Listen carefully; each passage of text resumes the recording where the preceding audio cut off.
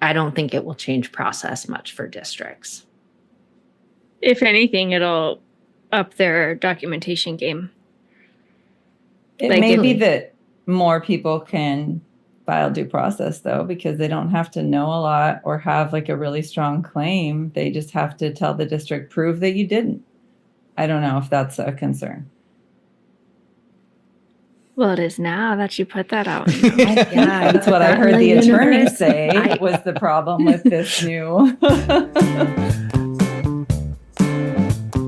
Welcome to Spedsplaining, where special education gets decoded one case at a time. I'm Stefan, a former classroom teacher and current instructional coach, and I'm joined by three brilliant minds in special education, Darcy, Anna, and Leanne. Each week, they take real stories, often from right here in Washington, and break them down into plain language. We use these stories as a launch pad to explore the wild, wonderful, and sometimes frustrating world of general and special education. Whether you're an educator, parent, advocate, or just curious about how the system really works, we've got you. Let's dive in.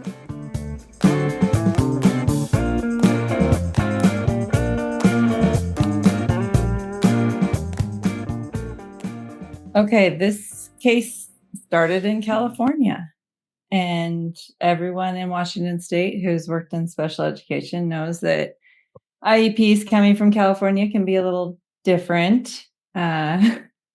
Just they tend to have more attorney presence and therefore maybe go an extra step with all of the legalese.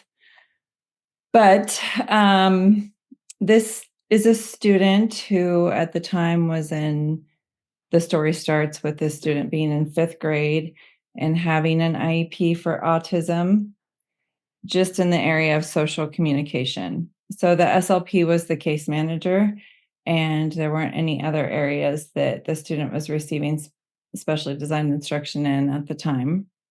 The IEP goal I thought was really fun because we just don't see this a lot, but the goal was to use respectful communication, including a friendly tone, make positive comments to others, and allow equal talk time.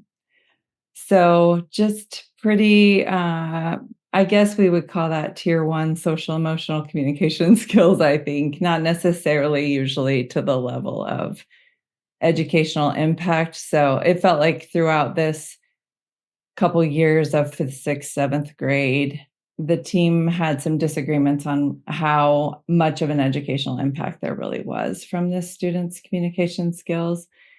But the teachers did a great job of providing accommodations. One teacher even taught the student how to make graphic organizers and how to use them, and just supportive. And then that was his only goal? Yes. I kind of feel like I have to clarify with Stefan, who's like the middle school person in our group, like, what's typical for middle school language, and what is that tone? Friendly tone? You don't see it often. Let me tell you that. I guess I would think about I don't know, friendly positive comments to each other. That's something I worked on with all of my 7th graders, right? It's like, how do we, when we do specific stuff in I taught a leadership class on servant leadership and social emotional learning, and like that's all embedded in there. So I'm wondering if this is a student who has a tough time with like social engagement with his peers and has a tendency to not have much of a filter. I'm just trying to think of, I know it was 5th grade, and so this is a couple years later, but I'm trying to like lay my own middle school experience on top of that. What are some of the things that I saw with my students that were more outside of typical, that they would need some intentional support around how they spoke to their peers? What was the other piece of that, Leanne? Friendly tone, and what else? Making positive comments to others and allowing for equal talk time. Which, when you have students with autism and they have a favorite topic, they can forget there's another person in the conversation. So I totally understand an SLP working on that. But certainly not one of our most in need students for IEP. And there was a lot of evidence that in the classroom, the student was doing great and wasn't having a lot of social issues. Grades were good. But these parents were great advocates. I seem to do the cases where the parents are great advocates. And then we get to talk about how districts can respond and hold a line when they feel like students no longer qualify. And parents are still pushing to keep the services in place. And that's kind of how this went. So they moved to Washington somewhere in this process, and the district did a stay put, which means that you continue delivering the IEP as you're looking at, does this meet eligibility in our state, and who would the correct team members be? Because once you're talking about a middle school student, to have a speech only IEP starts to be a little bit less, typical. If that communication disability isn't causing more services to be needed, then you start to go, okay, maybe we have gotten to where we can get, like, we're not trying to fix this student by making them a typical communicator when they have autism spectrum disorder. Like, there's the fixed part is something that we need to remember, because sometimes people think that's the end all be all of services, but really it's access and progress. And if the student was accessing and making progress, then maybe we can't make him be able to take great turns in a conversation that he's super interested in. But can I ask a clarifying question? Just thinking about that word fix. Is fix the medical model?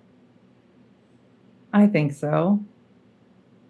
Yeah, I mean, that's what we think the medical model should do for us. I went to the DAD conference last month in Florida, and one of the things that I wrote down that I had a conversation with one of my PLCs on Friday was about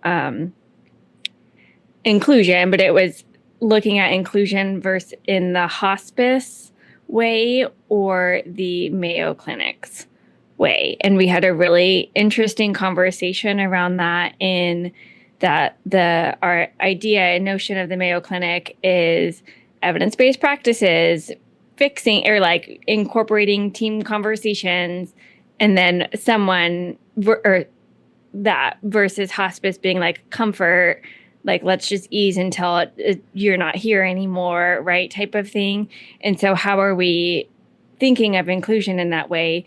But somebody on our team's perspective was kind of the opposite of that, of thinking of the Mayo Clinic as fixing, quote unquote, fixing, and hospice as supporting because of their experience with hospice versus other medical care. So it was a really interesting way of looking at that same conversation of like, which is the medical model, and how are you thinking about how you're incorporating our services? Are you thinking of it as a support based on student individualized need and long-term goals? Or are you thinking of it as a fixing or like just making you comfortable until you don't need to be in this room anymore type of thing? I think that's an interesting perspective, because I think of hospice as we've accepted the situation. And I think that that's really hard, because I think when you're talking about a kid with a disability, first the family has to accept it and the school has to accept it, and not so much like, I'm just going to keep you here until you're not here anymore. But it's more of like, I can live in the truth that you're going to have different strengths and weaknesses than our neurotypical kids, and that we're not going to be able to fix you to make you like this. And I think our system struggles with that, especially some of our related services, especially when kids are little. Like, we've had some cases with younger kids, right? And we're like, well, let's help them. Let's fix it and make them just like everybody else so they fit into the box, because that's what's best for them. I think we're still systematically and socially functioning under that. I want everybody to be more alike than different, rather than when I think of the hospice piece, I tend to think more of like, I'm at peace with what the situation is, and now I can make it the best situation that I can for the individual. And that's really like dark connections.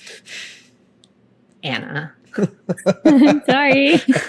I don't know how we started talking about hospice, but well, that medical model and I know. fixing, right? No, the medical model and the school model, I mean, we talk about how they shouldn't be the same and how they should be the same all the time. Like you have a student come in to get special education testing, and sometimes it feels the same as when you're sent to 5 different specialists in a medical world.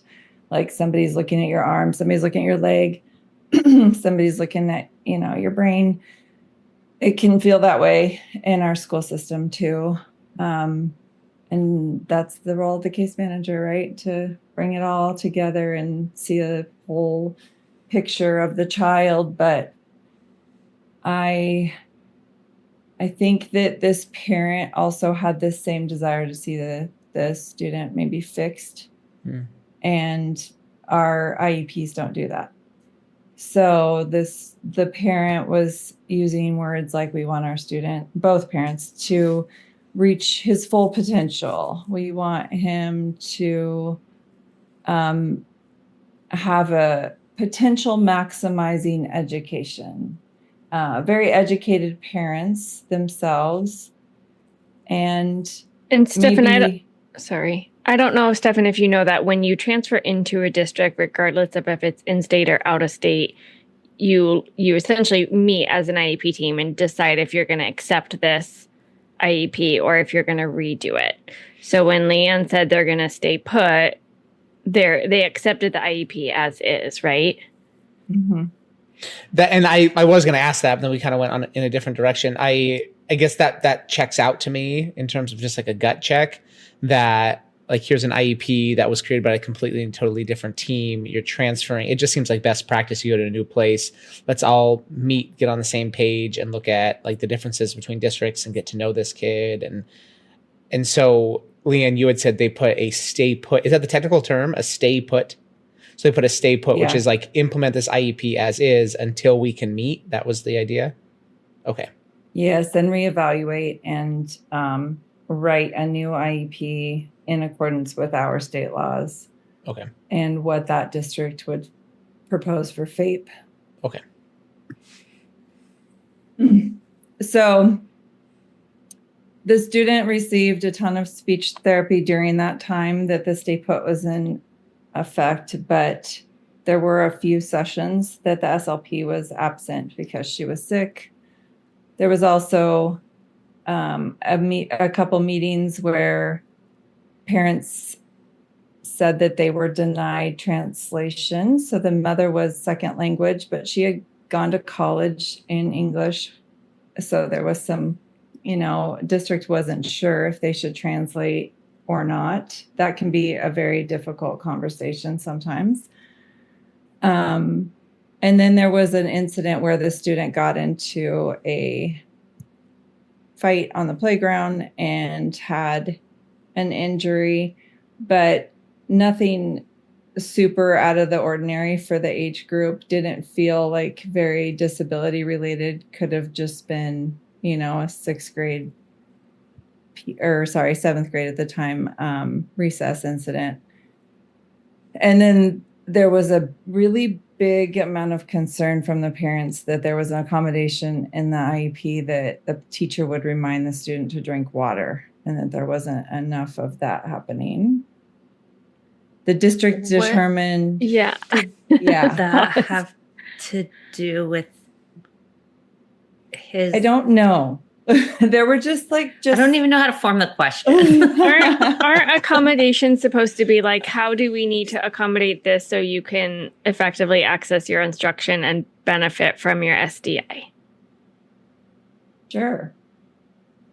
And, if there was a health concern that the student needed more water, because it was specifically related to being diabetic or something, it makes sense. But I didn't see anything like that in here, but there was a big concern about the water reminders, which I haven't seen in an IEP, I'll be honest, as an accommodation. But apparently there was just a lot of anxiety in the background, and parents were seeing that, but the school just really wasn't. So there was a determination from the evaluation team that the student did not have an educational impact and no longer was eligible. And then the parents filed due process saying that they were discriminated against by not getting things translated, that there were reports that the student was being harassed, bullied at school that the district didn't follow up on, and then that there was a denial of FAPE. So what do you guys think so far? I think from what you just said, none of the parents' issues that they're bringing forward are an educational impact, right? Like if a student is getting bullied, that's not a reason to generate an IEP. That's not a reason to do nothing as a school system, but I feel that's probably not a special education issue, right? And this is an IEP that started in California and came to Washington. And you made a comment about how California, I wrote it down, cases in California tend to have more attorney presence. And is there like a difference between IEPs that start in California versus IEPs that was a bad question. Like, what is the difference between an IEP in California versus an IEP in Washington? Because the vibe I'm getting from you three is that, and what the IEP team apparently determined in this district was this kid does not need an IEP. Is the threshold lower? Does it tend to be lower in California? I don't know that I would say the threshold is lower. I would say that when you're sitting at the table and it's often two attorneys going back and forth about what the services look like, that aren't people that live in the system, that aren't people that know the student individually, sometimes different decisions get made based on that. And if I'm a district and I have an attorney as part of my district. So when I was in Florida, I never wrote a single IEP. The attorneys wrote all of them, right? Oh. So if I've got that as a resource and the attorney's like, hey, this is going to be way cheaper for us just to write the IEP, do the 30 minutes a week, and let's just like cruise through this because it's going to cost us less money than it is if they file. And then I have to take my time. And instead of going to these other 400 IEPs, I'm going to be dealing with the ALJ and going through a court case. So I think sometimes that like question of where they come from and kind of the pattern we see from California is there's a little bit more of like the decision was made for different reasons. Gotcha. Than they're probably made routinely in places in Washington where we tend not to be lawyer heavy. Gotcha. Okay. Thank you. That helps. I kind of also wonder if there are more parent advocates in California. We have a shortage of parent advocates in Washington state, so we don't have somebody accompanying the parents to an IEP meeting and telling them how to be good advocates, what they can ask for, walking them through the process. Well, and the educational model as a whole changes state by state. Like California tends to be a lot more inclusion focused than Washington is right now. So, I mean, you have that impact, and every state just does it differently. Yeah, and we've seen they also do categories a little differently. They have a primary disability and then a secondary disability. So this student probably had a primary disability of autism, secondary disability of social communication. Those little things make a difference. They also write their IEP minutes a little differently. I feel like they write them more for number of minutes per month, just in case they miss a session, they can make it up another time. Instead, we might write it 30 minutes per week. This particular family said, you missed 3 15-minute sessions. We want those made up. That was a denial of FAPE. It just seemed like they were very much aware of the details and just had that background of understanding the process a little bit more and seeing where they think it broke down. I think you guys are all saying that you don't think there was a denial of FAPE, but yeah, there definitely wasn't. We all just shook our heads on a podcast, by the way. Yeah, Like, nobody can see this. we need to narrate, which is like the three people on the screen all shook their head no, there was not a denial of FAPE. And one of the interesting things about this case and why I wanted to talk about it was just that one of the findings was that the parents had not met their burden of proof. So this will be changing in our state. Already changed, but the parents were supposed to be able to provide evidence that they had FAPE denied to their student, or that there was, discrimination in the way that the school was providing information to the parents, and discrimination with the harassment, intimidation, bullying portion of their complaint. And they couldn't come up with all of that, where now the state of Washington has the burden of proof in these cases. So the parents could say all of these things happened, and it would be up to the district to provide the evidence that they didn't violate any of this, which I don't know. I'm like, how different is that in reality? In the whatever discipline presentation we were in, was that whatever, you guys know what I'm talking about. They said that we were like one of the last states to have districts have burden of proof, right? That was interesting. I didn't know that. Well, that makes Chavez presentation. That makes perfect sense to me, because as a parent, you're sitting there trying to prove a negative, right? You didn't deny, you didn't give me these things. Well, I mean, like that seems very hard to prove, versus a district saying, here are all the things we did do and how we met our obligations.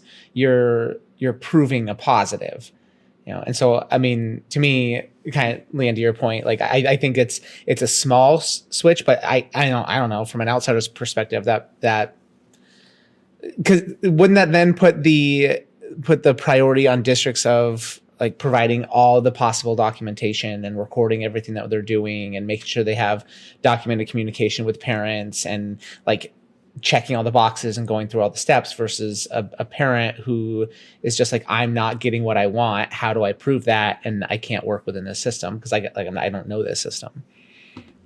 Seems like a healthy change. It's definitely more equitable, because when you don't have the fancy attorney and you're a parent that just knows that the district didn't violated your students' rights, you believe they did. I read that some of the judges are even helping the parents kind of figure out where there might be some things that they want to find out about. But the district does have all the cards. So that makes sense to me as well. But it will be a change for some of us going into a due process case. I don't know how much, though, really. Yeah, I agree. I don't think it's going to be a big change. Like, I'm going to walk through that case. Okay, I missed 3 speech sessions. The school's going to go, here are the therapy notes. Here are the ones they made. Here are the ones that they didn't make. The HIP violations. Here's what was reported. Here's what was done. Right? So the process, I think, is the same. In theory, I think it's good. I don't think it will change process much for districts. If anything, it'll up their documentation game. It may be that more people can file due process, though, because they don't have to know a lot or have like a really strong claim. They just have to tell the district, prove that you didn't. I don't know if that's a concern. Well, it is now that you put that out. Yeah, that's what I heard the attorney say was the problem with this new rule. It's kind of like, something's hanky, prove that you didn't violate my students' rights. There you go. And that's kind of how this whole case felt to me. So that's my takeaway too, I think, is that like it felt like they were just going fishing a little bit for something's wrong. come on, district, show me evidence that you didn't violate my students' rights. And this district did a great job and was able to prove that. Thanks for tuning in to Spedsplaining. If you've got questions or thoughts about today's episode, we'd love to hear from you. Head over to our links where you can drop your questions, join the conversation, and connect with us. Don't forget to subscribe, leave a review, and share this episode if you found it helpful. Until next time, keep on learning and stay curious.